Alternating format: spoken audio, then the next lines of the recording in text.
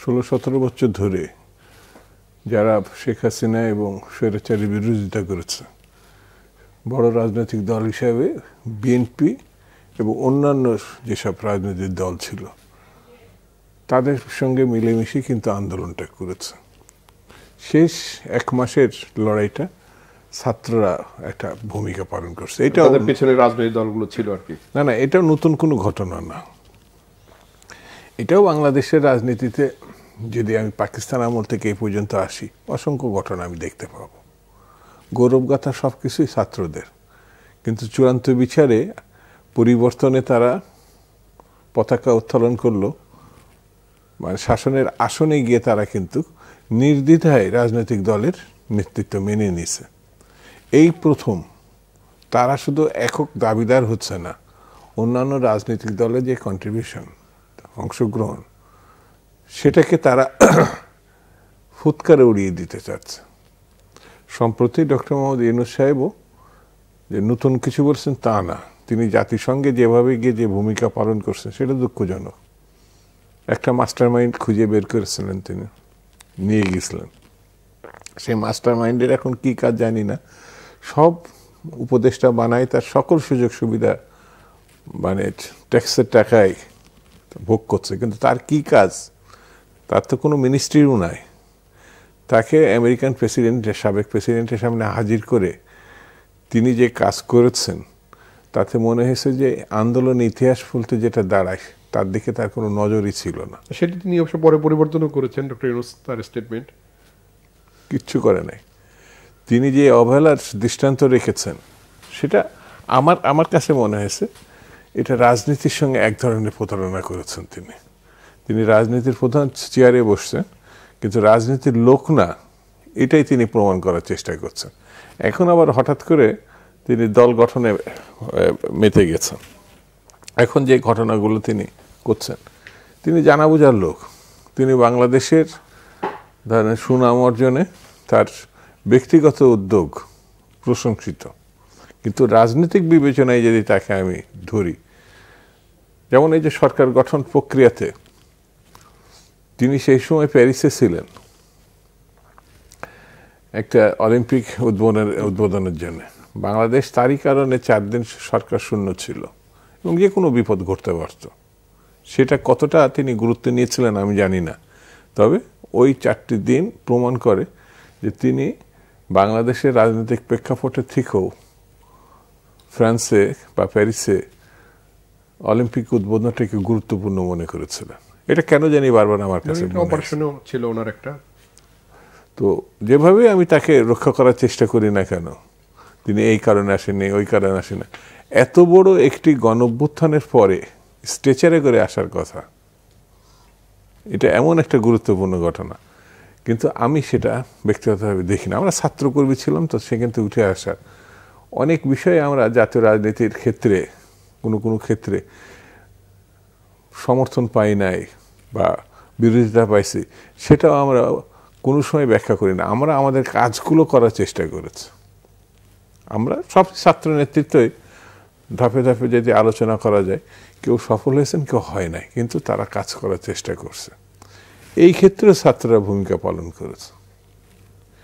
এই ক্ষেত্রেও তারাই ভবিষ্যতের জাতীয় নেতৃত্ব পরিচালনায় আসবেন, এটা নতুন কিছু না। কিন্তু এখন যারা ধারাবাহিকভাবে এসছেন, ওই মঞ্চ থেকে এসছেন, কিন্তু তাদেরকে ব্যবহার করার মানে একের উলঙ্গভাবে এই প্রথম দেখলাম। না, আমি বলি না কেন, আমার চেষ্টা করে দেন, দায় আমি দিচ্ছি না। উলঙ্গভাবে ব্যবহার করা, সেটা হচ্ছে 18 থেকে কমিয়ে 17 নিয়ে আসা, 25 থেকে কমিয়ে 21 নিয়ে আসা।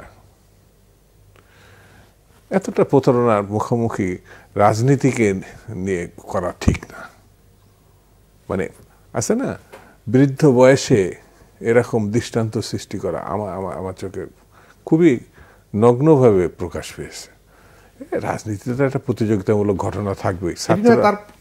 কিন্তু যদি বয়স কমানো, সেটি কি খুব বেশি প্রভাব তৈরি করবে? তাহলে আমি যদি উনি 17 বলেন, তো 8 পাস করলেই তো সিপাহী যাওয়া যায়। সিপাহীরা তো বাংলাদেশের জীবন দিয়ে দেশকে রক্ষা করে, সার্বভৌমত্ব করে না। করে কিনা? তা আপনি 8 পাস, তার মানে আপনি 12 পাস আর 14 বছরে কেন নামাবেন না? কেন নামাবেন না? ফিলিংস তো আসে, মানে 19 লাগে না তো, 14 বছরে আসে। তো ডক্টর মোহাম্মদ ইউনূস সাহেবকে এটা বোঝেন না যে 17কে তো আরেকজন যে দাবি করে তিনি মানবেন কিনা, এটা যেটা সেটেলড ইস্যু, যেটাকে এখন পরিবর্তন করলে পরে অনেক আইনে আপনার পরিবর্তন করতে হবে, শিশু ভোটার হয়ে যাবে ইউনূস করি অনুযায়ী। তো উনি শিশুত্বে আসতে পারবেন কিনা? ক্ষমতা এত নগ্নভাবে দেখা ঠিক না আমার বিবেচনায়।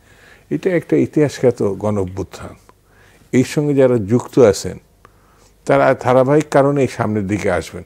তিনি যে বয়সে ছেলেদেরকে উপদেষ্টা হিসাবে নিয়োগ করেছেন সেটা একদিন প্রমাণিত হবে যে এটা ঠিক হয় নাই। তারা দায়িত্ব পালনের উপযুক্ত হওয়ার পর ভবিষ্যতে আসতে পারতেন না, আসার কোনো কারণ। এরকম দৃষ্টান্ত বাংলাদেশে কেন কোনো জায়গায় খুঁজে পাওয়া যাবে না। তো যাক, সেটা আমার থেকে বড় প্রশ্ন হচ্ছে উনি এখন কি করছেন এই সরকার প্রধান হিসাবে বা অন্যদের সঙ্গে। মানুষ যেগুলো প্রত্যাশা করছিল সব জায়গায় শূন্য, কোনোটাই পূরণ হয় না, সামান্যতম পূরণ হয় না। সেই জন্য কথাগুলো উঠছে, কিন্তু যদি পূরণ হতো, বাজার দর নেমে আসতো, যেরকম অভ্যুত্থানের পরপরই কিন্তু একটু কমছিল, একেবারে কমে নেই তা না, কিন্তু সেটা খুব বেশি হলে 2 সপ্তাহ ছিল, তারপর আবার ঊর্ধ্বমুখী হয়েছে। আইন শৃঙ্খলা পরিস্থিতি, প্রশাসন, যেসব জিনিসগুলো আমরা প্রত্যক্ষ করছি এটা কেউ প্রত্যাশা করে নাই একটা কিছু পরিবর্তন হবে, তো সেটা না হওয়াতে এই ঘটনা ঘটেছে। আমি এখনো ব্যক্তিগতভাবে ডক্টর ইউনূসকে রেখে, এই উপদেষ্টা মণ্ডলীকে রেখে যত সমালোচনা হোক, বিতর্ক হোক, আমি মনে করি একটা ভালো ইলেকশন করা যায় কিনা রাজনৈতিক দলগুলোর সঙ্গে তারা উদ্যোগী হয়ে ভূমিকা করে আলোচনা করে, যেটা সম্ভব হয় না আগে, এখন সেটা করা যায় কিনা এদিকে নজর দেওয়াটা বোধহয় গুরুত্বপূর্ণ। বরঞ্চ সফল হওয়া যায় কি করে, ওই যে মান্না ভাই যেটা বললেন যে সরকারটা কিভাবে গঠন হলো, এই বিষয়টিও কিন্তু একটা ধন্দে আছে, এটা পরিষ্কার না। উনি আসলেন, অন্যরা আসলেন, এর আগের যে তত্ত্বাবধায়ক 90-এর গণঅভ্যুত্থানের পরে রাজনীতির ছোঁয়া না থাকলে ওটা সফল। এখানে রাজনীতির ছোঁয়া নেই, অনেক বিতর্ক। রাজনীতিবিদদের আপনি যেভাবেই সমালোচনা করেন না কেন, যতগুলো সৃষ্টিশীল এবং সৃজনশীল ঘটনা এই দেশে ঘটছে পাকিস্তান আমল থেকে শুরু করে, সবগুলো ঘটনার মধ্যে আপনি চান অথবা না চান, আমি চাই আর না চাই, রাজনীতি সুন্দর যা কিছু তাদের হাত ধরে এই দেশে আসছে। সুন্দর দুটোই তাদের হাত ধরে মোটা লাগে। অসুন্দরের কথা আমি এই জন্য এই সামনে নিয়ে আসছি না, যখন সে অসুন্দরের কাছে সেটা রাজনীতি থাকে না।